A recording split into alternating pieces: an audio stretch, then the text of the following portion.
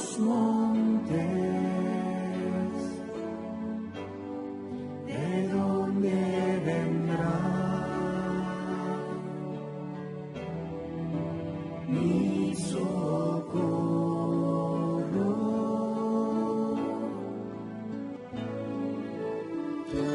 Mi socorro viene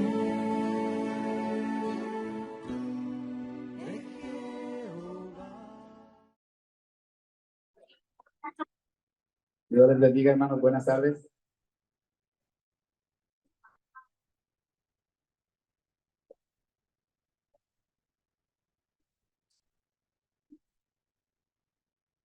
¿Cómo se sienten? Dios les bendiga, hermana Gaby. Dios les bendiga a todos.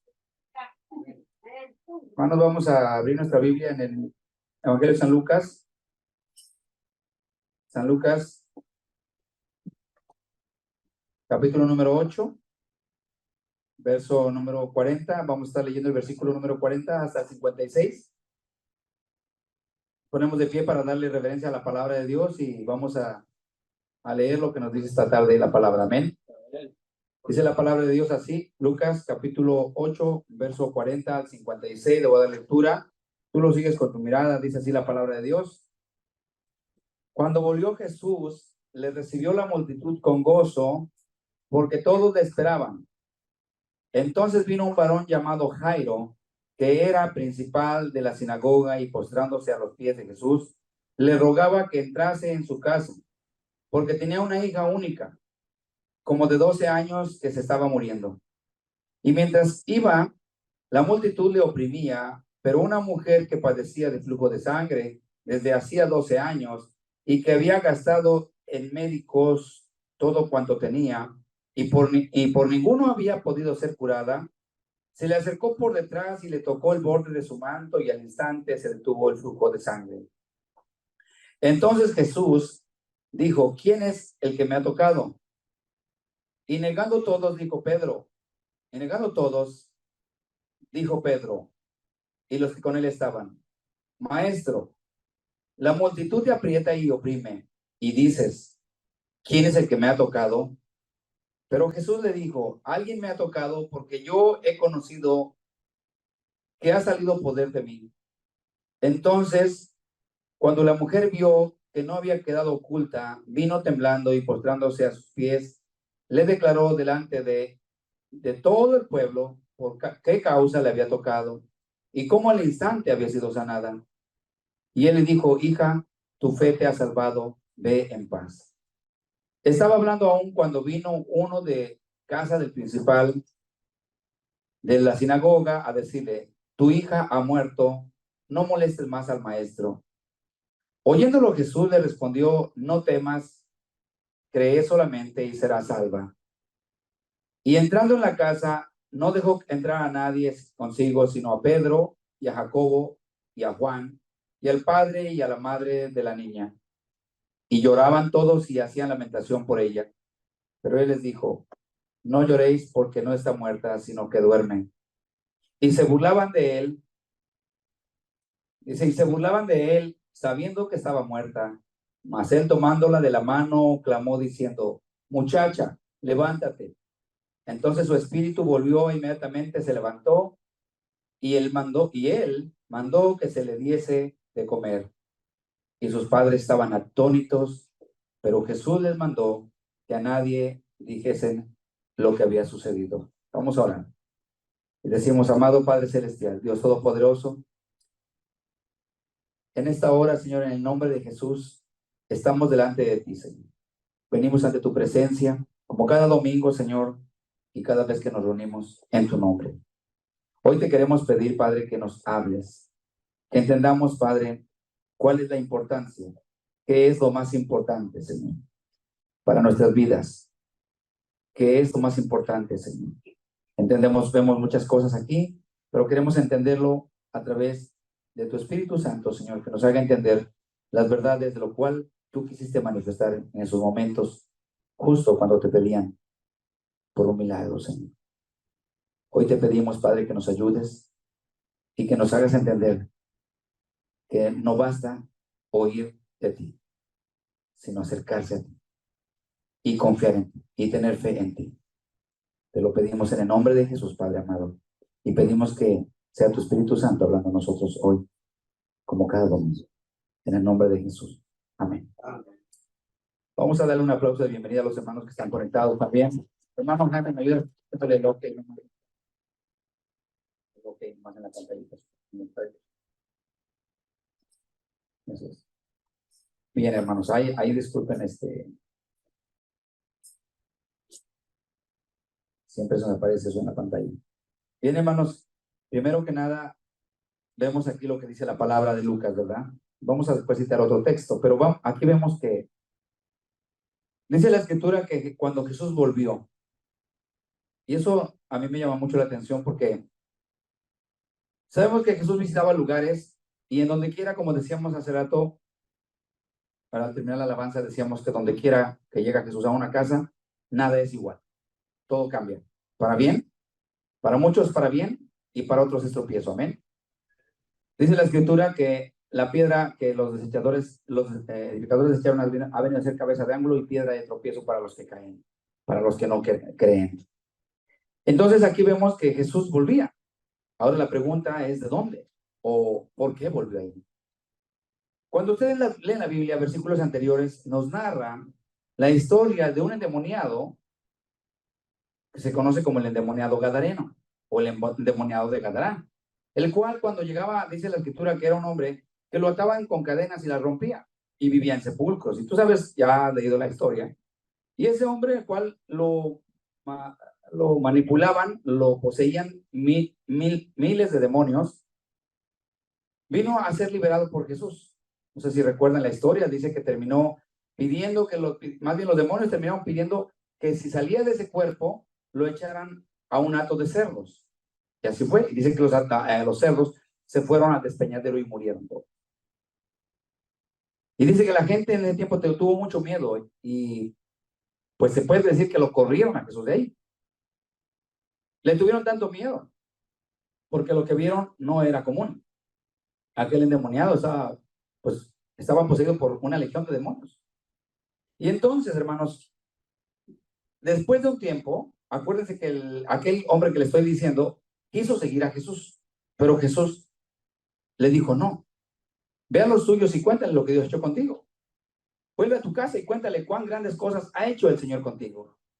¿Y ustedes qué creen? ¿El endemoniado se quedó callado? Estoy seguro que no.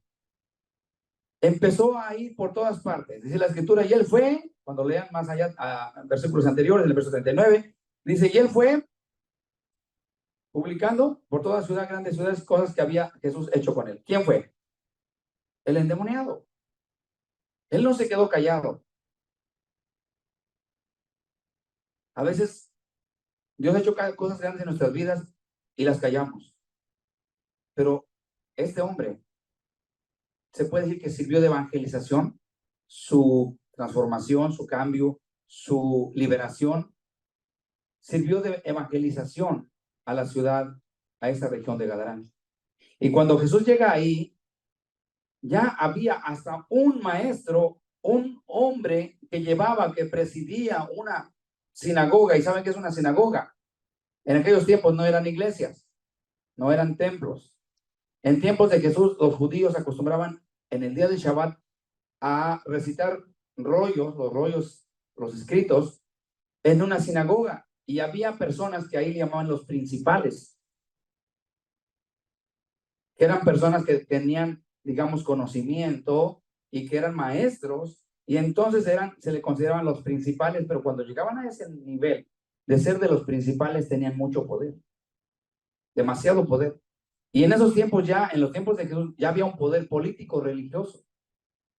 Recuerden que Roma se introdujo a Palestina en los tiempos de Jesús, ya dominaba Roma allá, y a Roma le convenía darle poder de cierta forma a los reyes o a los jerarcas del pueblo judío. Y como la religión judía tenía diferentes vertientes, ¿verdad? ¿Se han oído hablar de los fariseos, de los saduceos, de los escribas, ¿verdad? ¿Han oído? Bueno, había grupos religiosos de aquella época y por supuesto, la religión de los fariseos, que era la más fuerte, a la cual no dudamos en que Jairo pertenecía a ese. Y miren lo que dice la escritura. Cuando Jesús volvió, le recibió la multitud con gozo. Primero, cuando él se fue y cuando sanó al endemoniado, casi lo corren y la gente se quedó muy espantada, con mucho miedo. Pero entonces, ahora, fíjense lo que pasó ahí. Ya no había temor. Ahora, a través del testimonio de Gadareno, ahora había deseos por ver a Jesús. Quiero que me acompañes solamente unos versículos anteriores. Dice la escritura en el versículo número 35. Y salieron a ver lo que había sucedido y vinieron a Jesús y hallaron al hombre de quien habían salido los demonios sentado a los pies de Jesús, vestido y en su cabal juicio, y tuvieron miedo. Y los que le habían visto le contaron cómo había sido salvado el endemoniado. Entonces toda la multitud de la región alrededor de los gadarenos le rogó que se marchase. O sea, váyase, vete Jesús de aquí. Pues tenían gran temor y Jesús entrando en la barca se volvió. O sea, vemos la actitud de un pueblo que primero, cuando vio los milagros o vio lo que Dios o lo que Jesús hizo con el endemoniado, la gente tuvo miedo. Y casi mejor dicho, muy respetuosamente le dijeron que se fuera de ahí. Pero ahora en el verso 40, cuando vuelve Jesús, ¿cuánto tiempo pasó? No sé. La Biblia no me deja ver cuánto tiempo pasó, pero creo que pasó algo de tiempo. Quizás medio año, quizás unos meses.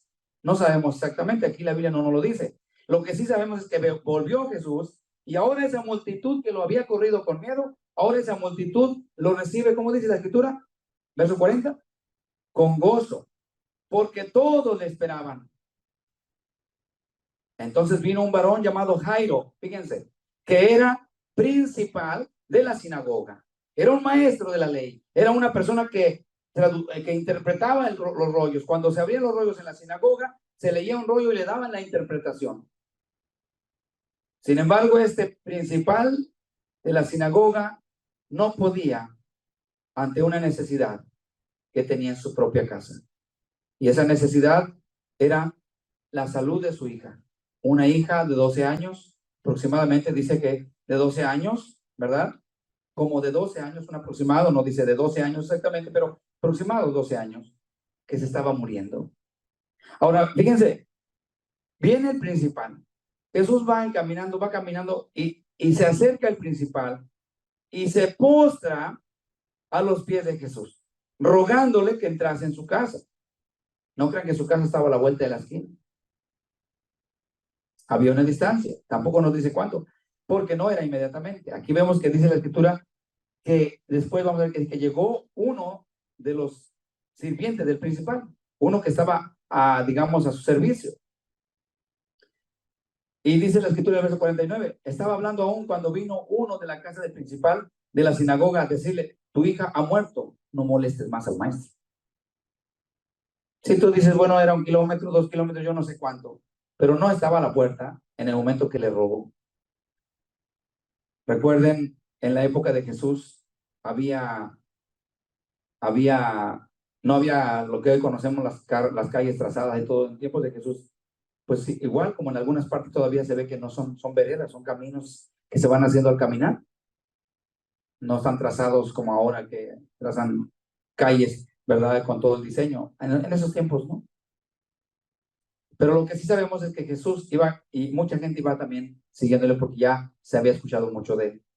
Lo que aquí quiero decirte y lo que la Biblia nos deja ver es que cuando Dios quiere manifestar su gloria y su poder, no le va a importar si es un religioso, no le va a importar dónde va a actuar. Por eso es que es importante que entendamos que Cristo no es propiedad y exclusividad de ninguna iglesia. Eso es terrible cuando las iglesias o las congregaciones se apoderan de que solamente ahí está Dios. Vemos aquí que aún un principal tenía necesidad de Cristo. Tanta era la necesidad, dice la escritura, que postrándose a los pies de Jesús, ya les enseñé cómo es postrarse, con cabeza en el suelo, tocando el polvo. Y eso significa, yo me humillo ante un rey. ante un señor. Y ese principal de la sinagoga, aunque conocía ley, sabía que él necesitaba del favor del Rey de Reyes y Señor de Señores. Y luego entonces dice la Escritura que mientras esto sucedía, mientras esto estaba pasando, había algo igual que ya lo leímos, que había una persona que no pertenecía a, o por lo menos no dice que pertenecía a una religión. Simplemente esa persona tenía una necesidad. Esa persona tenía una necesidad que solo ella, quizás y los suyos sabían, más no la multitud. Y esa mujer sufría de un flujo de sangre. Lo acabamos de leer. Lo importante de este tema es que ni los médicos ni la muerte están por arriba del poder de Cristo. Dice la Escritura que mientras la multitud le oprimía, dice la Escritura, verso 43, pero una mujer que padecía de flujo de sangre desde hacía 12 años y que había gastado en médicos todo cuanto tenía y por ninguno había podido ser sanada. En ocasiones cuando hay personas que me dicen, pues ya dijeron que mi hija o mi hijo o mi tío, he tenido un montón de experiencias de personas que me han platicado, no testimonio, me han dicho su necesidad y me dicen, tengo un familiar con este problema. Y luego dicen, bueno, pero he confiado en Dios y Dios tiene la última palabra.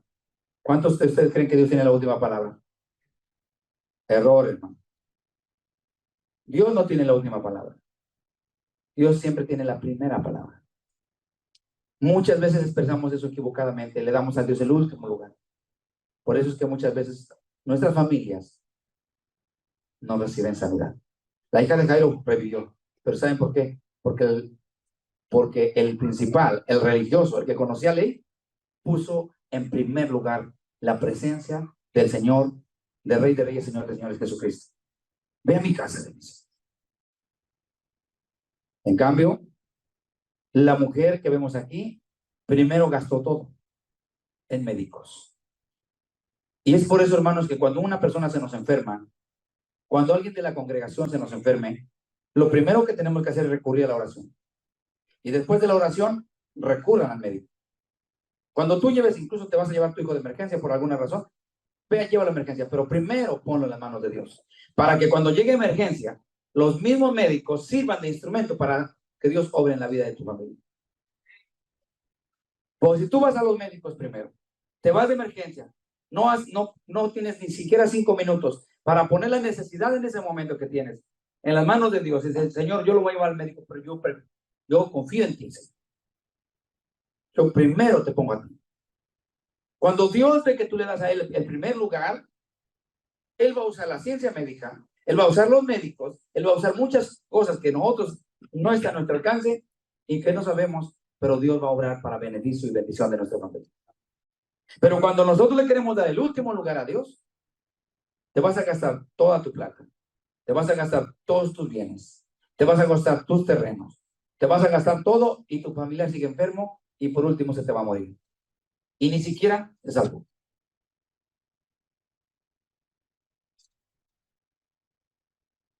Amado hermano, lo que leemos hoy es un claro ejemplo de dos personas que pusieron su esperanza en Dios, pero dos personas en diferente tiempo. Si me preguntas, la mujer del flujo de sangre no sabía de Jesús antes, no lo sé. Lo que sí sé es lo que dice la Escritura, que había gastado toda su plata en médicos. Lo que yo no veo aquí es que diga que la hija de Jairo ya había gastado plata. Además, ya estaba muerta. Dice la Escritura que murió. Estaba muerta. Entonces ya ni toda la plata que tuviera el principal de la sinagoga no iba a servir de nada. Porque ni toda la plata del mundo puede resucitar a alguien. El único que tiene poder sobre la muerte es Dios. El único que tiene poder sobre la muerte es Jesucristo. Porque Él ya la venció. Ahora bien, esta mujer había sufrido. había perdido tanto dinero y podríamos decir que había perdido ya la esperanza, pero quizás escuchó, porque en los tiempos no era como ahora que todo se sabe. En esos tiempos tardaba mucho para llegar la noticia de un pueblo a otro, ya que no había medios de comunicación que ahora tenemos. Entonces, hasta que se empezó a expandir por otra parte, llegaban las noticias y entonces así era como se comunicaban y era como se daban a saber lo que estaba pasando. Y así fue como Jesús en su época se escuchó de él. Y esta mujer, esto es importante que lo digan, esta mujer no solamente quiso ir como la multitud a escucharlo, sino que ella fue más allá. Ella quiso tener un contacto con él. Y déjenme decirle, hermanos, que muchos de nosotros, si estuviéramos dentro de esa revuelta o dentro de ese grupo, porque había gente que se amotinaba, unos para escucharle y otros para atentarle, recuerden. No todos le seguían de verdad, con disposición de aprender del maestro, con disposición de querer recibir sanidad o conocer más de él, conocer la ley de Dios. No, muchos de ellos ya eran religiosos que conocían la ley de Dios y nada más lo seguían para ver en qué se contradecía. Buscaban tentarle para condenarle. Buscaban ver en qué había una contradicción para condenarle. Y dentro de toda esa gente, imagínense cuántas personas iban de espectadores y cuántas personas, la Biblia narra, que verdaderamente iban y recibían bendición de misericordia de parte de Dios. Vean lo que dice la Escritura. Cuando ella se acercó, dice, tocó el borde, verso 44, tocó el borde de su manto y al instante se detuvo el flujo de sangre. Y entonces Jesús pregunta, ¿quién me ha tocado? Y la gente que iba cerca de él, ¿cómo razonaban? Naturalmente, un razonamiento natural. Jesús, ¿cómo preguntas que quién te ha tocado si todos te van empujando y vamos todos amontonándonos? ¿Cómo te van a oprimir? La palabra apretando y oprimir es que no sé si a alguno de ustedes le tocó, a mí me tocó viajar en el metro en la Ciudad de México cuando fui niño. En alguna ocasión no podía, yo siendo niño no podía ni poner los pies en el piso, porque literalmente entre la gente te cargan. Es que se apretaba tanto, parecían botes de sardinas en el metro, especialmente las horas que llaman hora pico. La gente hasta, el último que entra hasta lo empujan para que quepa en el vagón del metro. Pues te digo esto para que entiendas más o menos que en tiempos de Jesús era tanta la fama que ya había, que ya le conocían, que se amotinaba la gente, o mejor dicho, se reunía tanta gente que lo oprimían, lo apretaban y lo oprimían. Vean lo que dice la Escritura. Dice, entonces Jesús dijo, ¿quién es el que me ha tocado? Y negando a todos, dijo Pedro, y los que estaban los que estaban, maestro, la multitud te aprieta y oprime, y dices, ¿quién me ha tocado? Pero Jesús no se refería al contacto físico solamente. Jesús no se refería al contacto con la persona, al roce de las capas. No, Jesús estaba hablando algo más allá. Y ojalá que nosotros no nos estemos solamente espectadores, sino que podamos acercarnos y tener ese contacto con Jesús. La mujer, al darse cuenta, ¿verdad? La mujer se dio cuenta porque oía la voz del maestro. Se dio cuenta que el maestro se había dado cuenta. Dijo Jesús, pero Jesús dijo, alguien me ha tocado porque yo he conocido que ha salido poder de mí. Entonces, cuando la mujer vio que había quedado oculta, que no había quedado oculta, o sea, que había sido descubierta, vino temblando y postrándose a sus pies, le declaró delante de todo el pueblo por qué causa le había tocado y cómo al instante había sido sanada. Y él dijo, hija, tu fe te ha salvado. El título del tema de hoy es la fe es importante para la sanidad física o para la salvación del alma. Porque vivimos en un tiempo en el que el cristianismo hace tanto énfasis en todo lo material y poco en lo eterno. Iglesias enteras, lo hemos venido diciendo, predican mucho de prosperidad, hacen campañas para sanidad, noches de sanidad, noches de gloria. En México hacen marchas, la marcha de gloria que hacen anualmente. Y van por las calles promoviendo una campaña evangelística para hacer 3 noches de sanidad y ponen el nombre de los evangelistas invitados para esa ocasión. Pero vean que la Biblia nos dice aquí que esta mujer, cuando recibió sanidad, Jesús nunca le mencionó ni a ella ni a nadie de los que fueron sanados. En todo lo que habla de la Biblia, a ninguno le dijo, tu fe te ha sanado. En todos los milagros que efectuó él, que llevó a cabo y que milagros que él hizo, cuando las personas recibieron ese milagro, él les decía, tu fe te ha salvado. Y no es lo mismo que salvado que sanado. Sanar es cuando físicamente te sanas. Pero esa hija de Jairo, aunque era una niña de 12 años, y vemos al final de lo que leímos, aunque revivió, algún día tuvo que sufrir muerte. ¿Verdad que sí? O sea que cuando Jesús puede sanar a una persona, la puede restaurar, le puede sanar el cáncer, eso no significa que la persona no va a morir. Tarde o temprano algún día va a morir. Pero a Jesús no le importa tanto ser un curandero. A Jesús le importa ser tu salvador. La Biblia dice que Él es nuestro salvador. El que te sanes o no, eso es relativo. Que hay mucha gente que ataca mucho a los cristianos porque dicen, a ver, no que son muy cristianos y se le murió su papá y se le murió su mamá. Todos vamos a morir. Y es por eso que no debemos de predicar solamente como un Jesús curandero, un Jesús que nomás está interesado en sanar cuerpos, en que la gente se sane, en que la gente... No. Cuando Jesús fue enviado, fue para salvar al mundo de sus pecados, para salvarlos del castigo eterno del juicio del infierno. No para que físicamente nos perpetúe para siempre en la tierra. Porque imagínense, si es así, entonces oramos por una persona que se sane de cáncer y luego cuando pasan 30, 20, 40 años, 50 años, ya está grande de edad y ahora le toca morir porque ya está grande de edad, porque es la edad en que ya Dios pide, no, pero hay que orar, porque yo tengo el poder para orar y que la persona no se muera. Entonces sería perpetuar la humanidad y eso es imposible. La única eternidad que le espera a la humanidad es con Cristo después del juicio final. Pero en la tierra todos vamos a morir. El cuerpo un día se va a desgastar, o morimos de enfermedad, o morimos de accidente, o morimos de cáncer, o morimos de lo que sea, pero un día vamos a morir todos. Pero a Jesús no le interesa tanto que si te mueres físicamente, a él le importa que no mueras eternamente, que no vayas a condenación eterna. A él le importa eso. Que nosotros, los que hemos creído en él, confiemos en que un día, aunque muéramos físicamente, un día resucitaremos para vida eterna. Eso es lo que más le importa, y es por lo cual él vino. Ahora, ¿por qué? La pregunta podría ser, ¿por qué si Jesús sabía que la hija de Jairo iba a morir, por qué no se apresuró? Porque ya Jairo le había rogado que fuera a su casa. Su hija estaba enferma.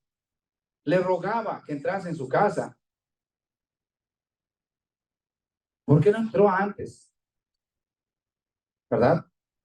¿Por qué se desinteresó por no entrar antes de que muriera la niña? Número 1. ¿Saben por qué? Porque ahí nos quiere mostrar Jesús la importancia de enseñarnos que Jesús no vino como curandero, sino como salvador y como el dueño de la resurrección y de la vida eterna. Ya él había hecho milagros antes. Y la Biblia nos dice que hubo 2 personajes de los cuales los levantó, ¿verdad? La hija de Jairo, y quién más que estaba 4 días ya oliendo mal, que le dijo cuando estaba en la cueva, levántate y anda. ¿Cómo se llama? Lázaro. Ahorita vamos a ir al texto. Pero la pregunta, ¿por qué Jesús esperó hasta que muriera? Porque a él le importa enseñarnos que él vino al mundo para ser tu salvador y no solamente tu curandero. Él te puede sanar. Él tiene el mismo poder de ayer, hoy y siempre. Pero hay personas que han recibido sanidad, han recibido su salud física y al paso del tiempo se han olvidado de él. Solamente cuando estaban en la situación más difícil en el hospital, en terapia intensiva, y cuando recuperaron si estaban en coma o tenían un problema grave de salud, las personas pidieron, hasta nos piden a nosotros como predicadores, por favor le pido que oren por mí. Pero una vez que la persona se restaura, sale del hospital, a los pocos días, 15, 20 días, la persona, quizás con la ayuda de la ciencia médica, se restaura y quizás por la voluntad de Dios también. Pero la persona nunca, es más, el que estaba en la cama, nunca se acercó a una iglesia para darle gracias a Dios por haber recibido la salud, recuperar la salud física. Y termina perdida y termina condenándose. ¿Por qué? Porque nunca se le enseñó que antes de que Jesús te sane, lo primero que quiere es salvarte. Lo primero que Jesús quiere, antes de que nosotros seamos sanados de alguna enfermedad, es primero salvación del alma. Amén. Pero cuando se predica primero la salud física, ya hay a ver si después hay chance, le predicamos que se arrepienta, gran error. A mí me han dicho personas cuando he ido al hospital, me han dicho que ore por sus enfermos. Me han pedido que vaya a orar por enfermos. Y yo voy, y yo le digo, ¿sabe qué?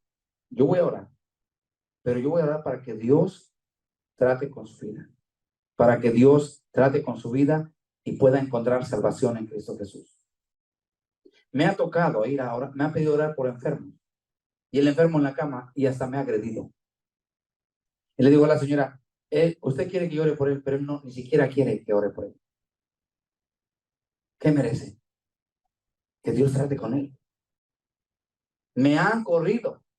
Un muchachito, no se supieron de la balacera que hubo aquí en Santana. Se agarraron con policía, un chamaquillo disparó a la policía.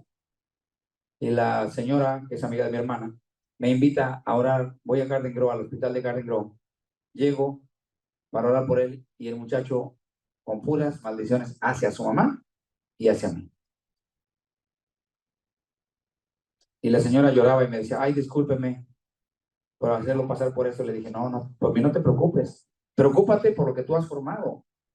Porque si los hijos están comportando de esa forma, es por la formación que tú le diste. Porque la Biblia dice, instruye al niño cuando es pequeño, cuando sea grande no sea parte de mi ley. Dios no miente. Si nosotros hacemos lo que Dios dice, nosotros instruimos a los hijos, ya Dios se encargue de ellos. Señor, yo ya hice lo que tú me... Preocupémonos si no le leemos Biblia. Preocupémonos si no les enseñamos la palabra de Dios. Preocupémonos si no nos sentamos a leer la Biblia con ellos. Ahí sí preocupémonos, porque el día que estén en la ganga, en la pandilla, no hay quien te los pueda ayudar. Por eso es que nosotros, cuando son pequeños, ahí tenemos que estar. Leerles Biblia, leerles la historia de los reyes, leerles todo lo que podamos instruirlos. Ahorita las pantallas de televisión, tú más buscas YouTube, pone toda la vida de los reyes y se lo aprenden, porque son niños. Si no lo hacemos ahorita, cuando tengan 13, 14, 15 años, ¿creen que lo vamos a poder traer fácilmente a la iglesia? Vendrán, pero vendrán solamente para acompañarte, para que no estés fregando, pero no van a venir por amor a Dios, porque no se les instruyó cuando fueron niños, porque no les enseñamos el camino de Dios cuando fueron niños. La Biblia dice, instruye al niño en su camino, para cuando sea grande no sea parte de mi ley. Estamos todos al revés. De niños lo que dejamos crecer, nomás como decimos, a lo puro tonto.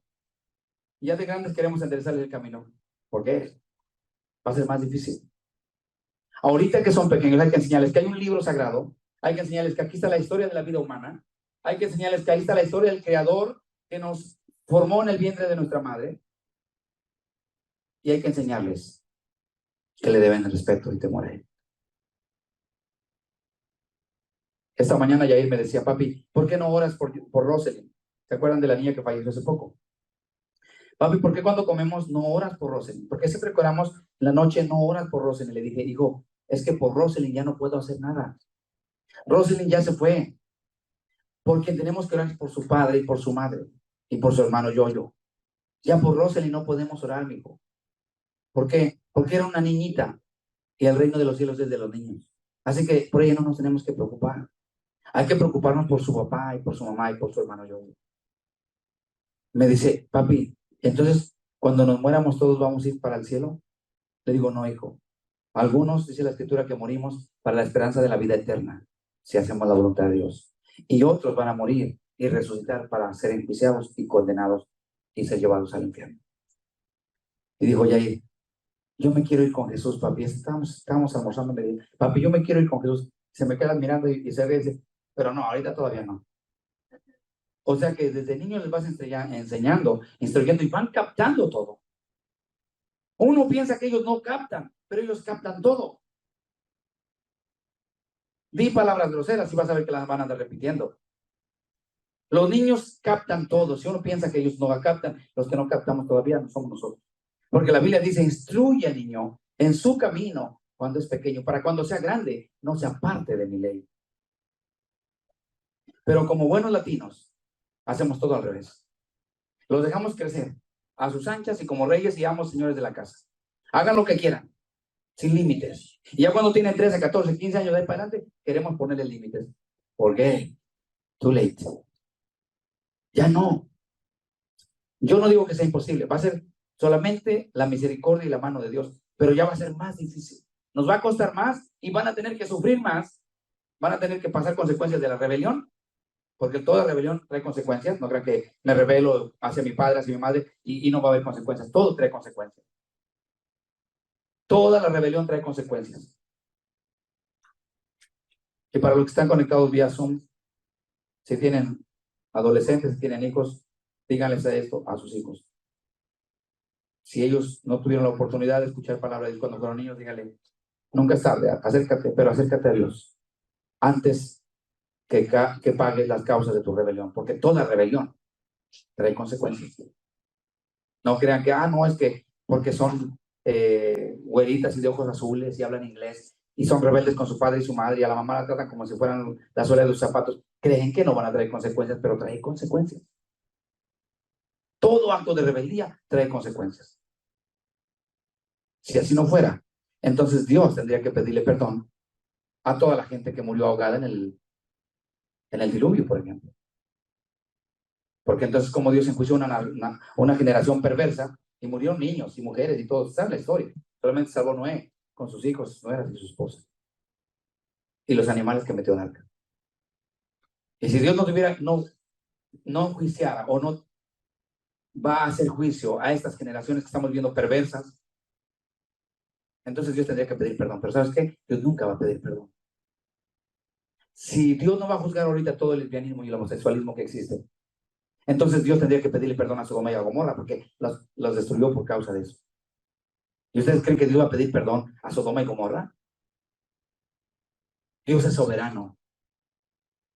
Y no importa si creas en Él o no creas, tendrás que entregar cuentas de tu vida en el día final. Tendrás que rendir cuentas en el día final.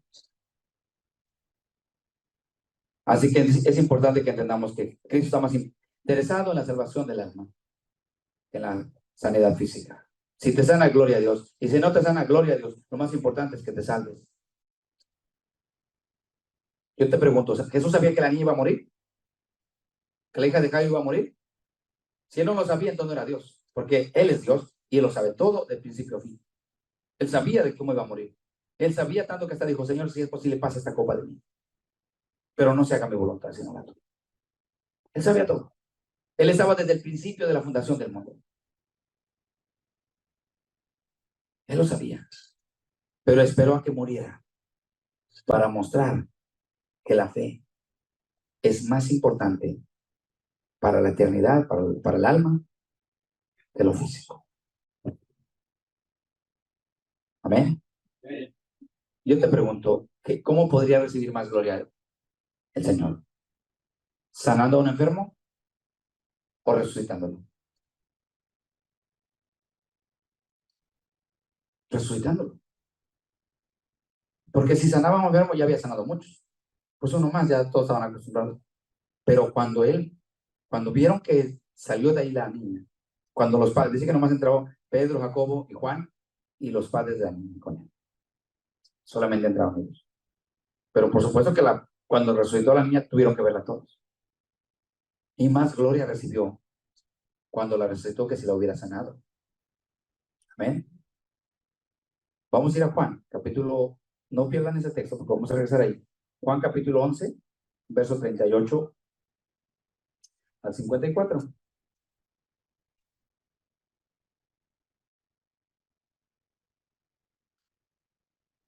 Juan capítulo 11, verso 38 al 54. Dice la escritura de esta forma. Voy a dar lectura.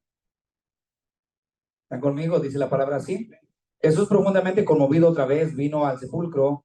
Era una cueva y tenía una piedra puesta encima.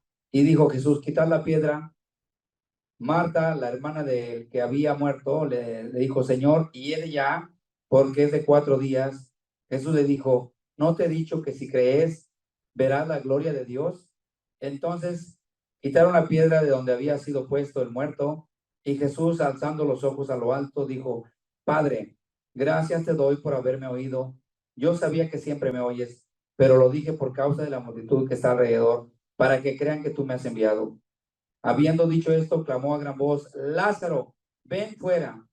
Y el que había muerto salió atada las manos y los pies con vendas, y el rostro envuelto en un sudario. Jesús le dijo, desatadle y dejadle ir. Estamos viendo la resurrección de Lázaro, pero ahí vemos ya el milagro, ¿verdad? Levantándolo.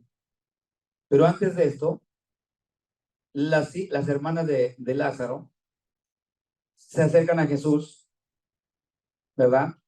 Y como que le reclaman. Vamos a ver el versículo número 17 del capítulo 11 de Juan. Vino Jesús pues y halló que ya hacía 4 días que Lázaro estaba en el sepulcro. Betania estaba cerca de Jerusalén como a 15 estadios, y muchos de los judíos habían venido a Marta y a María para consolarlas por su hermano.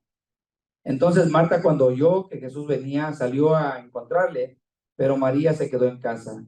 Y Marta dijo a Jesús, vean esto, Señor, si hubieses estado aquí, mi hermano no habría muerto.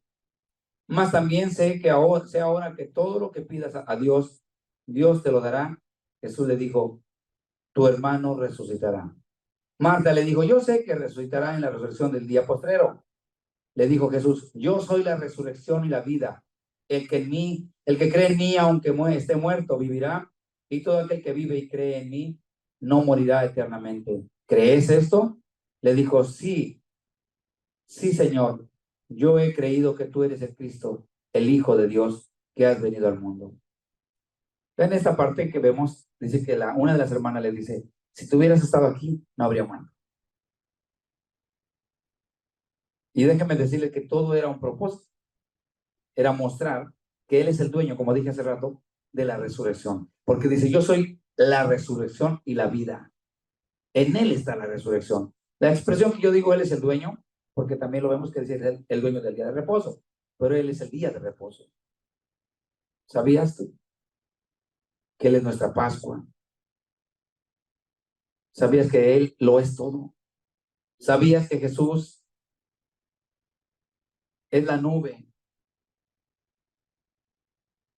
que protegía del sol a los hebreos cuando salieron de Egipto? ¿Sabías tú que Jesús es la columna de fuego que dirigía por la noche a los hebreos? Él es la plenitud, y Él es la resurrección, y Él es la vida. Amén. Y como Él es la resurrección y la vida, nosotros debemos de poner nuestra confianza en lo eterno. Este cuerpo se envejece, se arruga y se seca y se acaba. El corazón un día dejó de latir, expiró, salió el último suspiro del cuerpo. Pero la persona que murió en ese último suspiro y antes de ese suspiro se arrepintió, se reconcilió con su creador, esa persona va a dormir. ¿Por cuánto tiempo? De aquí hasta que venga Cristo. Cuando Él venga, dice que entonces los que duermen en Cristo resucitarán. Los que duermen en Cristo resucitarán. Luego los que estemos vivos seremos transformados para ser llevados juntamente con Él para siempre. Te cité este texto porque es importante que veas que cuando leímos de la mujer y de la hija de Jairo, te decía que era con el propósito de que se le diera la gloria a Cristo Jesús. Amén. Pero para que esto pase, hermanos, tiene que haber una genuina fe. Debemos ejercer una fe genuina en Jesús. No una fe intelectual, no una fe solamente de la mente y ahí queda. Una fe que mueva todo tu ser. Una fe que te lleve a hacer las cosas por amor, porque sabes que el Mesías, que Jesús, que tu bendito y amado Salvador, que nuestro amado Salvador viene pronto. Y que si te congregas y si te conectas, amado hermano, que estás conectado por fe, por Zoom, es por fe que Dios va a hablar a tu corazón, que Dios va a hablar a tu vida a través de la palabra que consideramos en cada domingo. Porque todo lo que no proviene de fe, ¿qué creen que es? Porque todo lo que no proviene de fe es pecado. Eso se llama incredulidad. O sea, yo voy a ir a la iglesia, pero pues a ver si Dios me bendice. Eso se llama incredulidad y la Biblia dice que la incredulidad condena al hombre. Y han sido condenados porque no creyeron, dice la Escritura. Y los que no creyeron han sido ya condenados, dice la Escritura. La incredulidad es la peor enemiga de la fe cristiana y la peor enemiga del cristiano. Porque hay gente que dice, yo sí creo, pero hay cosas en las que yo dudo. Puedes dudar de mí como predicador, puedes dudar de cualquier persona, pero nunca puedes dudar de Cristo Jesús, porque no te ha dado ningún motivo para que tú dudes de él. Hemos leído esta porción de la palabra, pero hay mucho que leer, todos los evangelios, y te vas a dar cuenta que él es la plenitud del Dios hecho carne, y que todo lo que se decía del Antiguo Testamento vino y lo cumplió.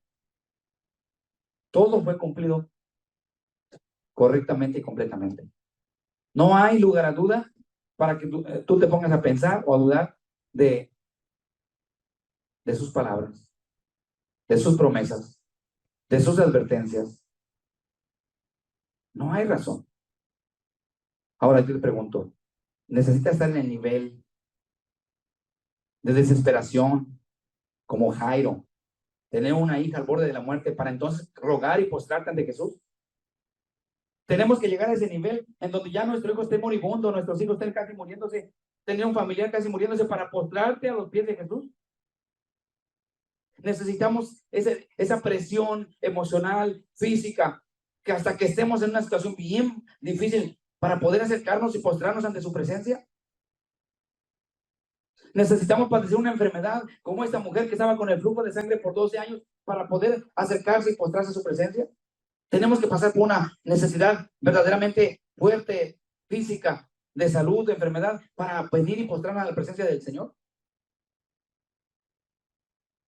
Pero como todo está bien, jajaja, que me la paso muy bien, no me pasa nada, no tengo necesidad de nada, trabajo, gano mi platita, mi cuenta bancaria está aumentando, ahí no me acuerdo de Dios. Hay mucha gente que porque cree que lo tiene todo, no se acerca a Dios con un corazón sincero. Hay gente rica que confía más en sus riquezas y en lo que posee. Predícale de Cristo y te ve como una persona. ¿De qué manicomio lo sacaron? Piensa que estamos locos. Piensa que el cristiano que predica la palabra y que predica y que anuncia la venida de Cristo está loco. Hay gente que yo conozco, gente rica, que tienen dinerito. ¿Y sabes con qué se conforman?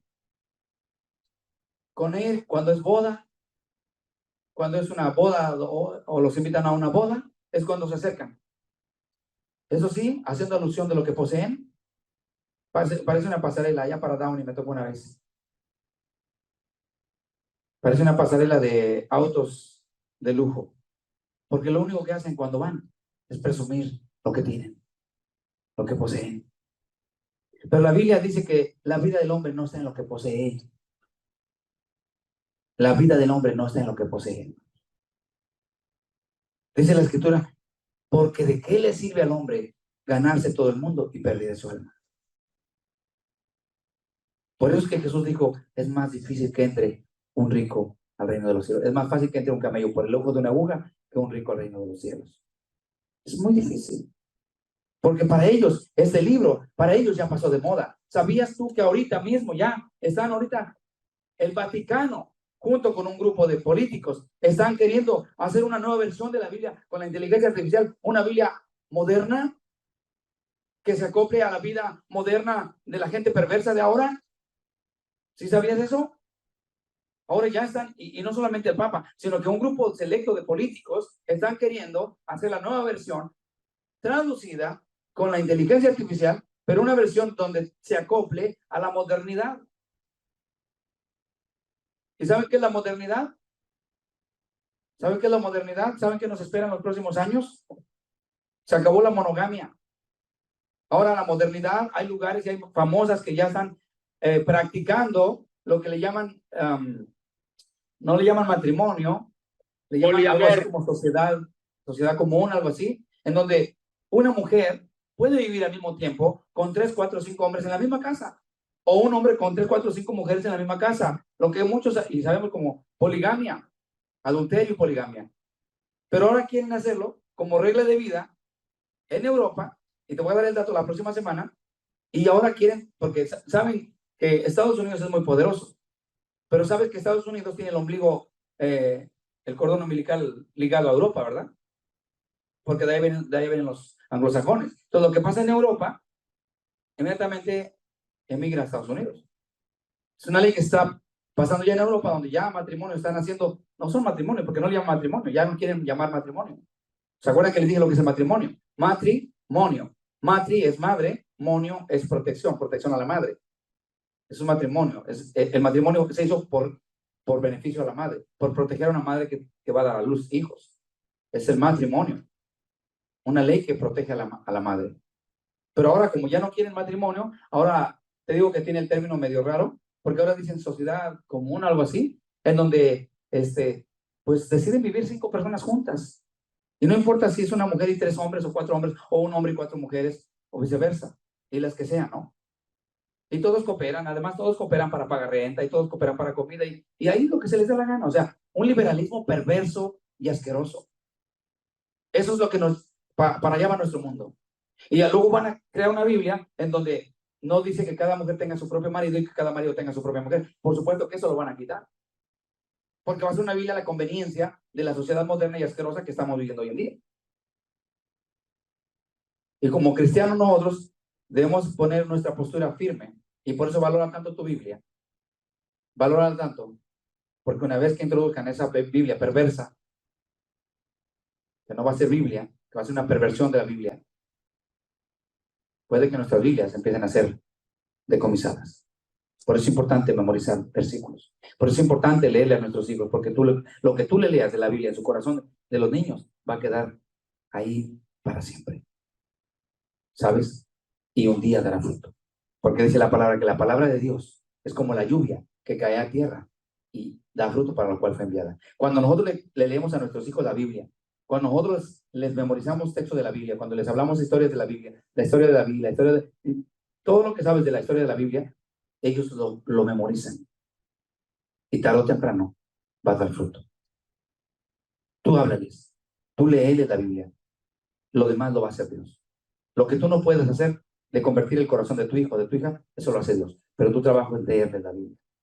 Que en tu casa se lea Biblia. Que no tienes, ya ahora ya se acabaron los CDs, ¿verdad? Ya no existen los aparatos con CD. Ahora, bueno, prende la televisión y prende un programa de YouTube y ponle predicaciones. Que les caigas mal porque escuchas predicaciones y que sepan que amas a tu amado Salvador. Porque a veces vemos jóvenes, adolescentes, que toda la cloaca de basura que escuchan, de música incluso satánica, de rock pesado, metálico, como le llaman, todo ese tipo de basura, y ellos sí son capaces de llegar y ponerse su música y que en la casa escuche, pero cuando mamá o papá quieren escuchar alabanzas, los hijos ponen la trompeta y no quieren escuchar. Como que está el mundo al revés. Tenemos que enseñarles que en la casa hay reglas. Que en la casa hay reglas. Y este mundo vive bajo reglas. Ven, salgan a la calle, a ver, díganme, ahorita los que vamos afuera para manejando. Vayámonos ahorita de un solo de aquí hasta el Freeway 5, sin parar. No importa si es luz verde, si es luz roja, no importa, vámonos. ¿Qué creen que va a pasar?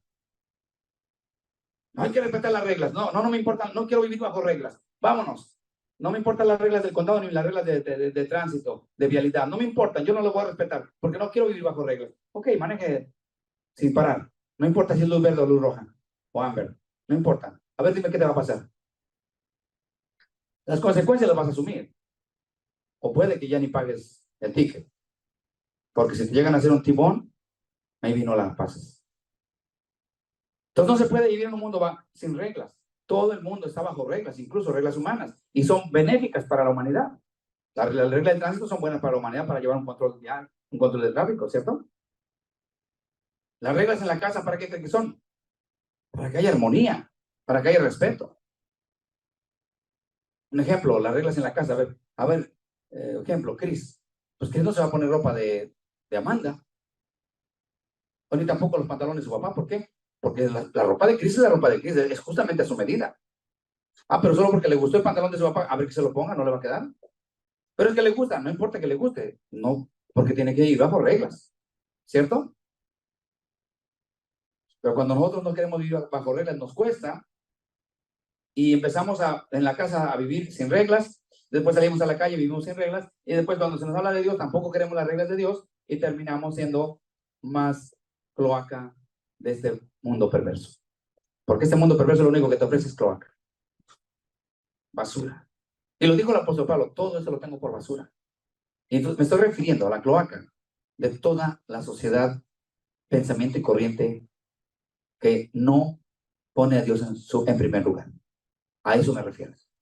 Cuando la humanidad ya no pone a Dios en primer lugar, todos los pensamientos, sean humanistas, sean manuales de buen comportamiento, el manual de Carreño, sean así los grandes coaches y motivadores, no importa si Dios no está en primer lugar, todo es basura. El apóstol Pablo vivió bajo reglas y dice que vivió bajo reglas estrictas. Dice, como forma la más rigurosa religión viví fariseo.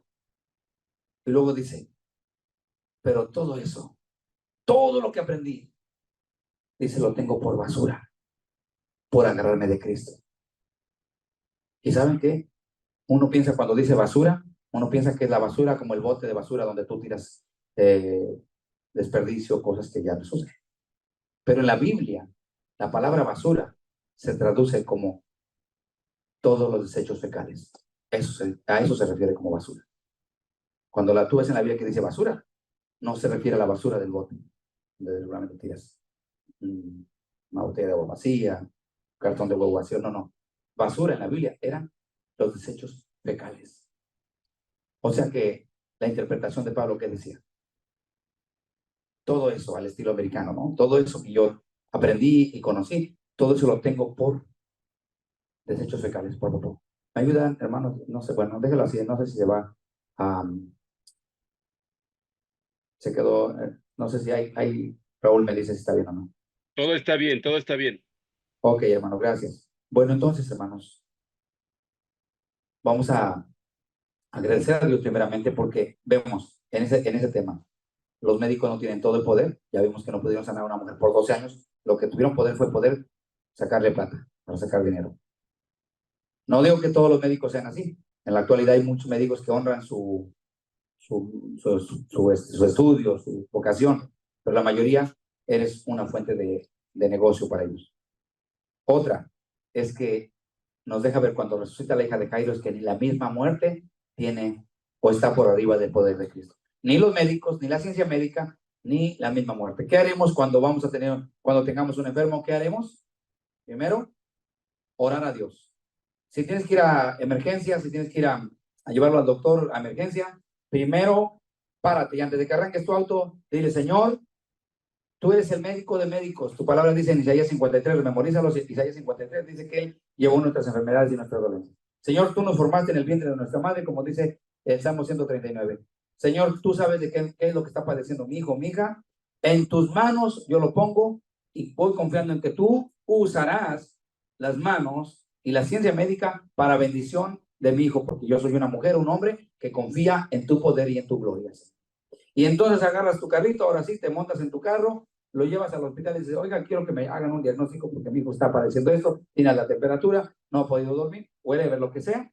Tú lo llevas ahí y ¿qué crees que Dios ve? Dice, esta hija Esperancita, este hijo Jaime, antes de confiar en la ciencia médica y en el hombre, ha confiado primero en mí. Le voy a responder su oración.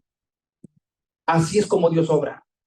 Dios no quiere que le demos el último lugar. Y nunca, por favor, hermanos, para los que dijeron amén, nunca, nunca digan que Dios tiene la última palabra. Dios tiene la primera palabra. Amén. Dios tiene la primera palabra, no la última. Dios tiene la primera. Grábenselo bien. Dios no tiene la última palabra. Dios tiene la primera palabra. Y cuando tú lo pones en primer lugar a Dios, entonces Dios se encarga de poner en orden lo que esté mal en tu casa. Pero Dios es primero. Vamos a darle gracias a Dios. Vamos a decirle a papá Dios que nos ayude, así como Jairo, que podamos tener un corazón humilde, que aunque tengamos religión, aunque tengamos conocimiento de Biblia, reconozcamos que el único que tiene el poder sobre la muerte es Cristo Jesús. Y eso fue lo que manifestó Jairo al postrarse a los pies de Jesús y rogarle que fuera y entrara a la casa para sanar, para levantar a su hija, para sanarla. Y finalmente, no solamente fue sanarla, sino que la resucitó. Esa fe es la que necesitamos como cristianos. Y que al igual como cristianos no solamente necesitamos andar en la multitud, no solamente ocupamos congregarnos como los domingos, o los viernes, o los lunes. Necesitamos tener un contacto, tener un trato personal con Cristo. Así como la mujer del flujo de sangre. Que Jesús sepa nuestro secreto. Que Jesús sepa de qué padecemos. Que le podamos declarar a Él todo lo que padecemos. Pero que Él sea nuestro médico y nuestro sanador. Oramos y decimos, amado Padre Celestial, en esta hora, te damos gracias, Señor. Porque tu palabra, Señor, nos muestra que no importa el poder, no importa la religión, que no importa el dinero, cuánto gastemos en médicos. Que lo más importante, Señor, es poner en primer lugar nuestra fe y nuestra confianza en ti, Señor. Y ponerte a ti como el primer lugar, Señor, en nuestras vidas. Y decirlo, Señor, siempre tú tienes la primera palabra, Señor. Te rogamos en el nombre de Jesús que nos ayudes en los momentos difíciles que nos toquen pasar. Que tú seas, Señor, nuestro refugio, nuestra esperanza, nuestro castillo fuerte, Señor, al que acudiremos en los momentos difíciles, pero también en los momentos de alegría para gozarnos en tu presencia, Señor.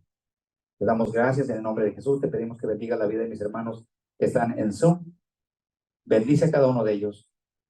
Bendice esta palabra, Señor, para todos aquellos que la han de escuchar.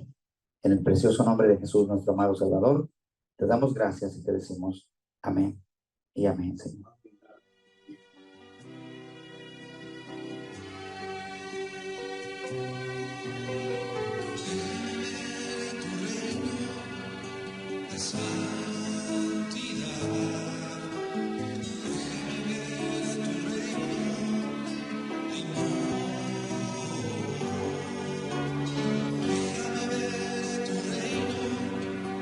It's